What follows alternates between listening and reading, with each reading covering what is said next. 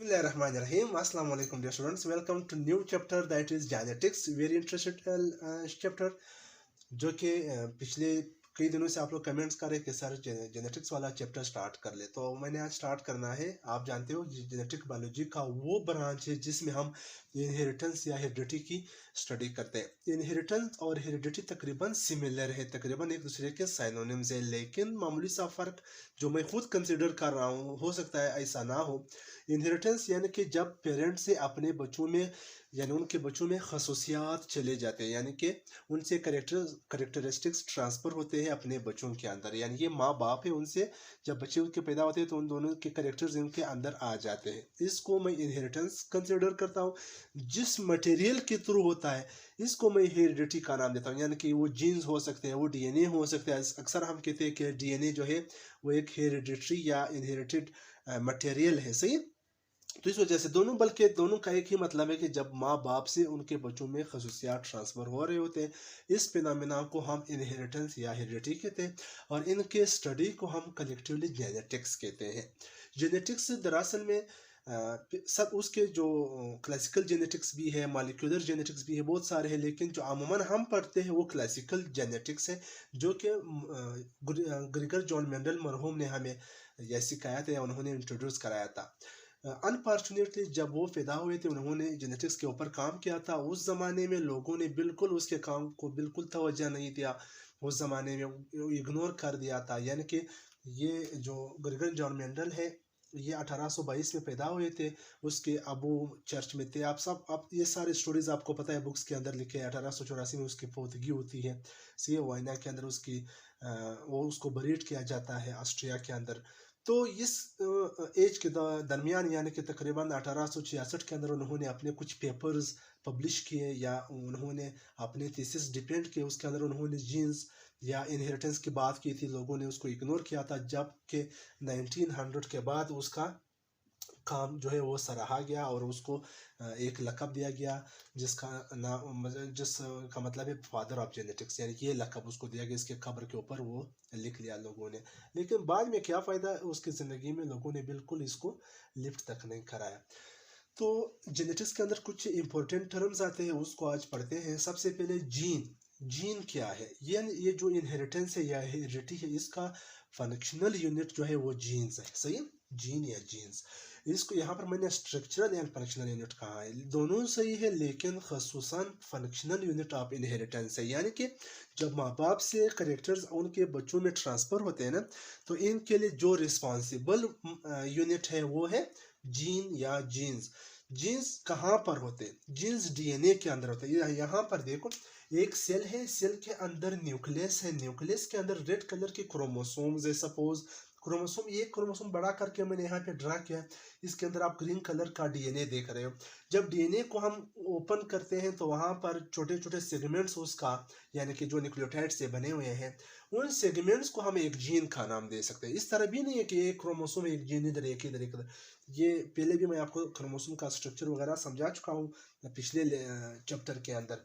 तो यहाँ पर आप देखो, छोटे छोटे टुकड़े हैं, ये जीन है और ये मुकम्मल एक डीएनए है। हर क्रोमोसोम के अंदर एक डीएनए होता है। अगर वो क्रोमोसोम इस शेप का हो, यहाँ पर देखो, इस शेप को हम कहते हैं मोनाड और इसको हम डायोड कहते हैं। फ़र्क क्या है? बिफोर रेप्लिकेशन या बिफोर सेल डिवीजन क्रोमोसोम अक्सर इस तरह होते हैं, लेकिन जब वो रिप्लिकेट कर रहे होते हैं, जब वो सेल डिवीजन करना चाहते हैं, तो वो अपने आप को डुप्लीकेट करके इस तरह स्ट्रक्चर बना लेता है। तो यहाँ पर अगर एक मॉलिक्यूल ऑफ डीएनए है तो यहाँ पर 2 मॉलिक्यूल्स ऑफ डीएनए है, सही। तो इन डीएनए के अंदर जीन्स है, एक छोटे सेगमेंट, जो एक छोटा सा सेगमेंट डीएनए का है उसको हम जीन कह सकते हैं, सही। और यहाँ पर जीन के 2 पार्टनर्स भी होते हैं, बल्कि पार्टनर 2 जरूरी नहीं है, 1 भी हो सकता है, 5 भी हो सकते हैं, 10 भी हो सकते हैं। उन पार्टनर्स को हम एलील्स कहते हैं, अल्टरनेटिव फॉर्म्स ऑफ जीन्स, यानी कि जीन्स के फोटोकॉपीज है। अगर इस एक जीन है ब्लू कलर का, ये 2 रेड कलर का, उसकी एलील्स है। अगर इस जीन को मौका नहीं मिला एक्सप्रेशन करने का, एक्सप्रेस होने का, तो इस एलील को मिल जाएगा या इस एलील को मिल जाएगा। जिस तरह हमारे यहाँ तबलीग वाले कहीं जाते हैं तो वो फेयर की हालत में लोगों को बेचते हैं, ताकि अगर किसी को कोई मसला पेश हुआ तो दूसरा उसका हेल्प करता है। सेम सिचुएशन यहाँ पर है। अब देखो, इसके 2 अल्टरनेटिव फॉर्म्स है, सही।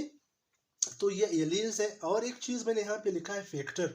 फैक्टर क्या है? फैक्टर दरअसल जो जीन्स हम आजकल पढ़ते हैं, आज के ज़माने में हमने उसको जीन का नाम दिया, लेकिन मेंडल के ज़माने में मेंडल को जीन का नहीं पता था। उन्होंने कहा कोई फैक्टर है जो किसी चीज़ के एक्सप्रेशन के लिए रिस्पॉन्सिबल होता है, उन्होंने जीन को फैक्टर का नाम दिया था। यानी मैंने ओल्ड जेनेटिक अपने आप से इधर लिखा है। एक और टर्म यहाँ पर भी इस्तेमाल हुआ है, लेकिन उसको बताने से पहले यहाँ पर देखो, ये 2 डायड मैंने यहाँ पे लिखे हैं, जिसको हम होमोलोगस क्रोमोसोम्स कहते हैं। जब 2 क्रोमोसोम्स का क्रोमेटिड और सेंट्रोमियर के पोजीशन सेम आ रहा हो, एक ही काम के लिए रिस्पॉन्सिबल वाले जीन उनके ऊपर पड़े हो, यानी कि जीन लिंकेज, सही। तो वहाँ पर इस तरह जोड़े को हम क्या कहते हैं? होमोलोगस। इन दोनों को non homologous, non sister chromatids है, ये 2 सिस्टर क्रोमेटिड्स है। ये मैंने स्ट्रक्चर ऑफ क्रोमोसोम के अंदर सब कुछ आपको पढ़ा चुका हूँ मैं, सही। यहाँ पर देखो, यहाँ पर जो सपोज ये यहाँ पर एक जीन है, यहाँ पर जीन है, यहाँ पर जीन है, यानी एक छोटा सा सेगमेंट ऑफ डीएनए है, इसको हम लोकस कहते हैं। जीन का जो पोजीशन है क्रोमोसोम के ऊपर, इसको हम लोकस कहते हैं। अगर 2 या 2 से ज्यादा हो तो उसको हम लोकाई कहते हैं। यहाँ पर एक और टर्म है होमोजाइगस और एक और टर्म है हेटेरोजाइगस। होमोजाइगस लफ्ज से ही जाहिर है, होमो मतलब सेम, जाइगस यहाँ पर क्या मतलब दे रहे हैं? अगर किसी क्रोमोसोम के ऊपर या किसी एक जोड़े के क्रोमोसोम के ऊपर जो एक मेल से आया है, सपोज ये वाला मेल से आया है, ये वाला फीमेल की तरफ से आया है, अगर इन दोनों के अंदर जिस काम के लिए भी रिस्पॉन्सिबल एलील्स है, अगर वो दोनों सेम हो, यानी इधर भी कैपिटल ए है, इधर भी कैपिटल है, इसको हम होमोजाइगस कहते हैं। या अगर वहां पर कोई फर्क हो, ये कैपिटल है, इधर मैंने लिखा, इधर स्मॉल, ये मैंने एक एग्जांपल के तौर पर लिखा। ये यहाँ पर देखो, अगर एक जीन है माँ की तरफ से आया, अबू की तरफ से आया है, सही, जी मैंने बड़ा लिखा है, ग्रीन आइज के लिए रिस्पॉन्सिबल है, लेकिन अमी की तरफ से आया है, वो बी है, ब्राउन आइज के लिए रिस्पॉन्सिबल एलील है, सही है। तो इस तरह के कंडीशन के अंदर, यानी कि जब जहां पर दोनों एलील्स एक दूसरे से डिफरेंट हो, इसको हम हेटेरोजाइगस कहते हैं। इन दोनों से रिलेटेड एक या 2 और टर्म्स है, एक डोमिनेंट, एक रिसेसिव। इन दोनों में एक एक्सप्रेस होता है, एक सुप्रेस होता है, यानी कि एक एक्सप्रेस होता है, एक सुप्रेस। एक्सप्रेस मतलब एक अपने आप को जाहिर कर देता है, दूसरे को, एक गालिब हो जाता है, एक मगलूब हो जाता है। जो गालिब हो जाता है वो एक्सप्रेस हो जाता है, वो जाहिर बज़ाहिरी हमें नजर आ रहा होता है। जो सुप्रेस हो जाता है वो बेचारा रिसेसिव फॉर्म में रहता है। अक्सर हम जो डोमिनेंट है उसको हम कैपिटल से लिखते हैं, लेकिन रिसेसिव को हम स्मॉल से लिखते हैं। इसके अलावा होमोजाइगस या हेट्रोजाइगस अगर आ जाता है, अगर हेट्रोजाइगस हो तो इस तरह भी हम लिख सकते हैं, सही। अच्छा, यहाँ पर भी आप इस तरह लिख सकते, ये हेट्रो है लेकिन ये होमो है। होमोजाइगस और हेट्रोजाइगस का एक और डिफरेंस भी बताता हूँ। जो रिसेसिव है, जो अपने आप को एक्सप्रेस नहीं कर सकता, उसको हम रिसेसिव कहते हैं। सपोज यहाँ पर ये टी टालनेस के लिए रिस्पॉन्सिबल है, ये टी डॉर्कनेस के लिए, यानी कि छोटापन के लिए। जाहिर सी बात है, ये डोमिनेंट है, मैंने कैपिटल लिखा है, तो ये अपने आप को एक्सप्रेस करता है, इसको हम डोमिनेंट कहते हैं। ये सुप्रेस्ड होता है, इसको हम रिसेसिव कहते हैं। डोमिनेंट और रिसेसिव, इसका ये मतलब है, सही। हेट्रोजाइगस मतलब दोनों सेम, दोनों डिफरेंट एलील्स, और जब होमोजाइगस है वो दोनों सेम रहते हैं। इसके अलावा आखिर चीज ये है कि एक जीनोटाइप है, एक फिनोटाइप है। जीनोटाइप क्या है या फिनोटाइप क्या है? चलो मैं पहले फिनोटाइप बताता हूँ। फिनोटाइप, सपोज ये टी टालनेस के लिए है, सही, हाँ, ये टालनेस है, तो बज़ाहिर जो हमें कोई प्लांट, कोई चीज बड़ी नजर आ रही होती है, तो ये टालनेस, ये इसका क्या है? इसका फिनोटाइप है, फिजिकल अपीयरेंस है, जो बज़ाहिर वो किस तरह दिख रहा होता है। लेकिन किस जीन की वजह से, किस एलील की वजह से ये बड़ा हुआ है, या वो एलील जो जिसकी वजह से ये इसका हाइट बड़ा है, वो होमोजाइगस था या हेट्रोजाइगस था, टी था या स्मॉल टी भी उसके साथ था। इस तरह जब हमने इस कंडीशन को डिस्कस करना है या देखना है या इसके ऊपर एक्सपेरिमेंट करना है, इसको जीनोटाइप कहते हैं, यानी कि जेनेटिक मेकअप, जिस चीज की वजह से वो बना है। सपोज यहाँ पर एक एग्जांपल मैंने और दिया है, जी सी ग्रीन आइज के लिए सपोज रिस्पॉन्सिबल है, तो जो ग्रीन आइज हमें दिखाई दे रहे होते हैं वो फिनोटाइप है। जिस जीन के थ्रू, जिस जीन की वजह से वो ग्रीन आइज बने हैं, उसको जीनोटाइप कहते हैं। आगे जाकर हमने और बहुत सारे जेनेटिक्स के टर्म्स को 1 बाय 1 डिस्कस करने होंगे। खासकर मेंडल के 2 बड़े लॉज हैं उसको पढ़ने हैं। क्रोमोसोम के ऊपर, वेरिएशंस के ऊपर भी बात करते हैं। यहाँ पर मैंने एक चीज़ आपको नहीं बताई कि जेनेटिक्स के अंदर हम वेरिएशंस भी पढ़ते हैं।